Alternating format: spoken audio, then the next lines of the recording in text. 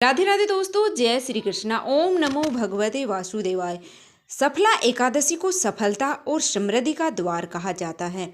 यह एकादशी पौष मास के कृष्ण पक्ष की एकादशी होती है और पौष महीने में शुक्ल पक्ष की एकादशी का नाम है पुत्रदा एकादशी।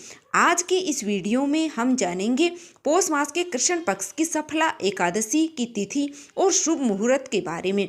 यह दिन न केवल सांसारिक इच्छाओं की पूर्ति करता है बल्कि आध्यात्मिक शुद्धि और भगवान विष्णु की कृपा से मोक्ष का भी द्वार है। यह व्रत जीवन में सफलता, समृद्धि और पापों के विनाश का मार्ग प्रशस्त करता है।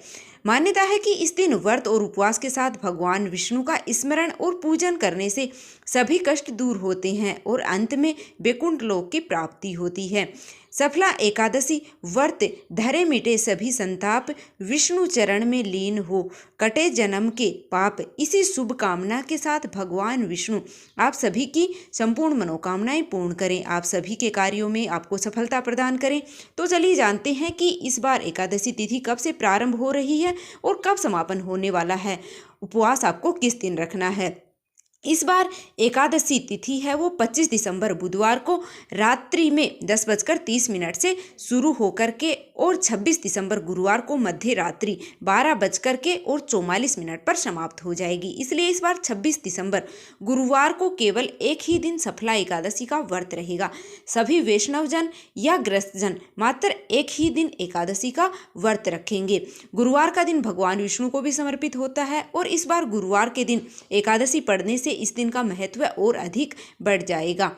द्वादशी तिथि प्रारंभ होगी 26 दिसंबर को गुरुवार मध्य रात्रि 12:45 से 28 दिसंबर शनिवार को सुबह 2:26 पर द्वादशी तिथि है वो समाप्त होने वाली है। यानी कि इस बार शुक्रवार को सुबह से लेकर मध्य रात्रि तक द्वादशी तिथि विद्यमान रहेगी। और पौष मास के कृष्ण पक्ष की द्वादशी को स्वरूप द्वादशी भी कहा जाता है। इस दिन भगवान विष्णु के नारायण स्वरूप की पूजा करने का विधान बताया है। ऐसा करने से महायज्ञ करने जितना पुण्य फल प्राप्त होता है। इस द्वादशी के बारे में श्री कृष्ण ने धर्मराज युधिष्ठिर को बताया था, जिसका जिक्र महाभारत के अश्वमेध पर्व में किया गया है। और भगवान विष्णु की पूजा के लिए खास दिन होने से श्री कृष्ण ने इस तिथि को पर्व कहा है। ऐसे में जो भक्त भगवान से बहुत ज्यादा प्रेम करते हैं और अटूट विश्वास रखते हैं, इस बार एकादशी और द्वादशी तिथि दोनों ही दिन उपवास रख सकते हैं। यदि आपकी सामर्थ्य हो तो 26 दिसंबर गुरुवार को ब्रह्म मुहूर्त रहेगा सुबह 5:33 से सुबह 6:21 तक। सूर्य उदय होगा इस दिन सुबह 7:10 पर और सूर्यास्त शाम को 5:44 पर होगा। प्रातःकाल पूजा का मुहूर्त है वह 5:50 से 7:13 तक रहेगा। सायंकाल पूजा का मुहूर्त है वह शाम को 5:32 से 6:54 तक रहेगा। इस बार शुक्रम योग भी इस दिन बन रहा है जो कि रात्रि में 10:23 पर समाप्त हो जाएगा। गोधूली मुहूर्त जिसमें आप शाम की पूजा कर सकते हैं वह शाम को 5:29 से 5:57 तक रहेगा। और राहु काल का समय दोपहर 1:30 से 3 बजे तक रहने वाला है। आप जानते हैं द्वादशी तिथि के दिन रहने वाले शुभ मुहूर्तों के बारे में। 27 दिसंबर शुक्रवार को सूर्य उदय होगा सुबह 7:10 पर और सूर्यास्त शाम को 5:45 पर होगा। ब्रह्म मुहूर्त का समय है वह सुबह 5:34 से 6:22 तक रहेगा। प्रातःकाल पूजा का शुभ मुहूर्त 5:50 से 7:13 तक रहेगा। अभिजीत मुहूर्त दोपहर 12:06 से 12:49 तक रहेगा। और इस दिन राहु काल सुबह 10:30 बजे से 12 बजे तक रहने वाला है। 27 दिसंबर को गोधूली मुहूर्त रहेगा शाम को 5:30 से 5:57 तक। हरिवासर का समय जो कि द्वादशी तिथि लगते ही शुरू हो जाता है।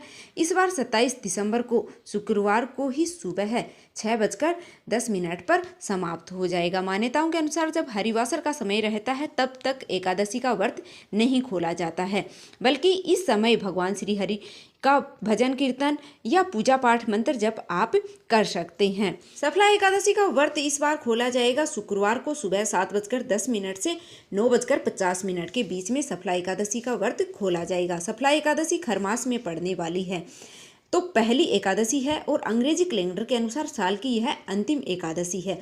एकादशी और द्वादशी तिथि को भगवान विष्णु को चंदन, फल, फूल और जल या पंचामृत चढ़ाने से हर तरह के पाप नष्ट हो जाते हैं, मनोकामना पूर्ण होती है।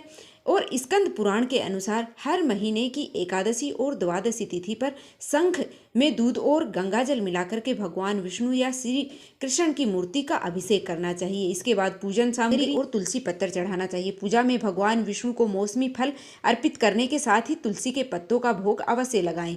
एकादशी के दिन व्रत रखकर अगले दिन शुभ मुहूर्त में व्रत का पारण करने से ही व्रत का पूर्ण फल प्राप्त होता है। एकादशी व्रत में चावल खाना वर्जित माना गया है। वहीं जो भक्त एकादशी व्रत रखने में समर्थ नहीं है, वो केवल भगवान को भक्ति भाव से पूजन करके और चावल का त्याग करके भगवान को समर्पित व्रत की कथा का श्रवण करके व्रत का पूर्ण फल प्राप्त कर सकते हैं। यदि आप भी अपने कार्यों में सफलता प्राप्त करना चाहते हैं तो आपको इस बार सफला एकादशी का उपवास अवश्य रखना चाहिए। इसी शुभकामना के साथ श्री हरि आपको अपने सभी कार्यों में सफलता प्रदान करें। उम्मीद है दोस्तों कि आपको यह जानकारी पसंद आई होगी। अगर वीडियो थोड़ी सी भी पसंद आई है तो लाइक कर दीजिएगा और चैनल पर नए हो तो चैनल को सब्सक्राइब करना बिल्कुल भी मत भूलिएगा। मिलते हैं फिर से एक और वीडियो के साथ। भगवान विष्णु और माता लक्ष्मी की कृपा आप और आपके परिवार पर सदैव ही बनी रहे। जय माता दी।